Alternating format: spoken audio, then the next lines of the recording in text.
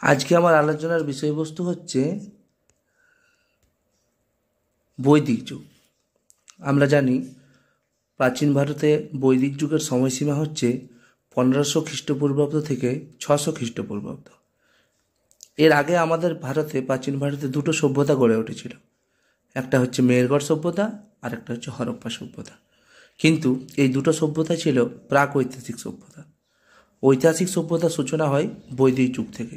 তাই ভারতে ঐতিহাসিক যুগ হিসাবে 1500 খ্রিস্টপূর্বাব্দকেই ধরা হয়। এর কারণ কি?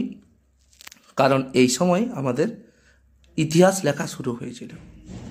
আর বৈদিক যুগের সর্বাপেক্ষা উল্লেখযোগ্য ঐতিহাসিক উপাদান হিসাবে আমরা ধরি সাহিত্যগত উপাদান, সেটা হলো বেদ। বৈদিক যুগ সাধারণত দুটি ভাগে বিভক্ত করা যায়।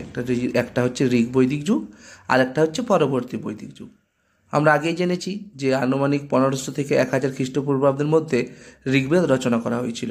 এই কারণে এই সময়কালটাকে বৈদিক যুগের প্রথম পর্ব বা ঋগ বৈদিক যুগ বলে অভিহিত করা হয়। এর পরবর্তীকালে আরও 3টে বেদ রচনা করা হয়েছিল, যেগুলো 1000 খ্রিস্টপূর্বাব্দ থেকে 600 খ্রিস্টপূর্বাব্দের মধ্যে রচিত হয়েছিল। এগুলো হলো সামবেদ, যজুর্বেদ আর অথর্ববেদ। আর ঋগ বৈদিক যুগে রচনা করা হয়েছিল ঋগ্বেদ। তাহলে বৈদিক সাহিত্য সম্বন্ধে আলোচনা করতে গেলে আমাদের কি জানতে হবে? যে বেদ কোন ভাষায় লেখা হয়েছিল। বেদ সংস্কৃত ভাষায় লেখা হয়েছিল এবং ভারতীয় সভ্যতা ও সংস্কৃতিতে আর্যদের বৃহত্তম উপাদান হলো বেদ। এই যে বৈদিক সভ্যতার সূচনা হয়েছিল, এর সূচনা কারা করেছিল? আমরা জানি এর সূচনা করেছিল আর্যরা। আর্য কারা? এ নিয়ে অনেক মতভেদ আছে।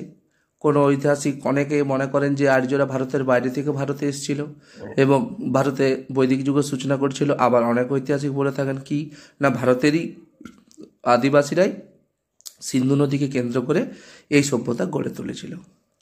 আর বেদ থেকে আমরা এই বৈদিক যুগের একাধিক বিষয় জানতে পারি। বেদ মানুষের নয়, ঈশ্বরের রচনা বলে মনে করা হয়। আবার বেদ শুনে শুনে মনে রাখা হতো বলে এর অপর নাম কিন্তু শ্রুতি। বৈদিক সাহিত্যে বিভিন্ন বেদ, ষড়দর্শন, বেদান্ত, উপবেদ, পুরাণ, রামায়ণ ও মহাভারত নিয়ে গঠিত। তাহলে চতুর্বেদ কাকে বলে? বেদের যে 4টি ভাগ আছে, যেমন ঋগ, সাম, যজু, অথর্ব, প্রতিটি বেদ এই এক একটা বেদের আরও 4টে করে ভাগ থাকে। যেমন ঋগ্বেদের 4টে ভাগ আছে, সামবেদের 4টে ভাগ আছে, তেমনি ও যজুর্বেদ এবং অথর্ববেদেরও 4টি ভাগ আছে। এই 4টি ভাগ কি কি, যাদেরকে আমরা চতুর্বেদ বলবো? একটা হচ্ছে ব্রাহ্মণ, আরণ্যক, সংহিতা ও উপনিষদ। প্রথম 3টি বেদ অর্থাৎ ঋগ, সাম ও যজুর্বেদকে একত্রে ত্রয়ীবেদও বলা হয়। কেমন?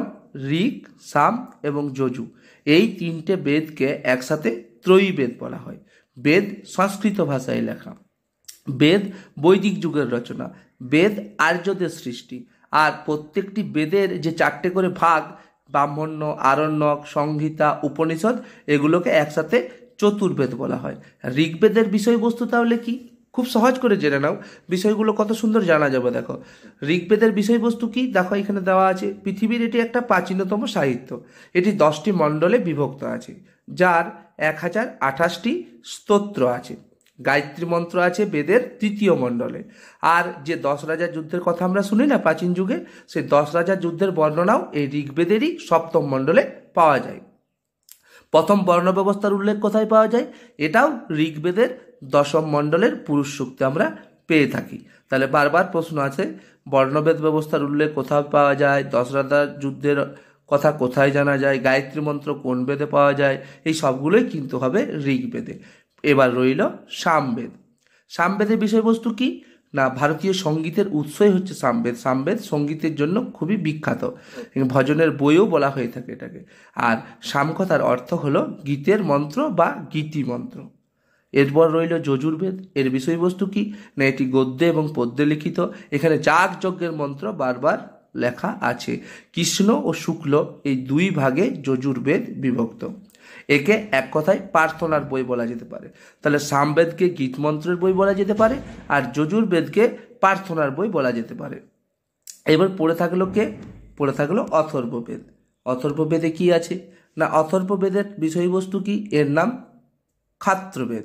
ত্রয়ীবেদের অন্তর্গত এটি নয়। এই 3টি বেদের থেকে এটি আলাদা। মানে কোন 3টি বেদের থেকে আলাদা?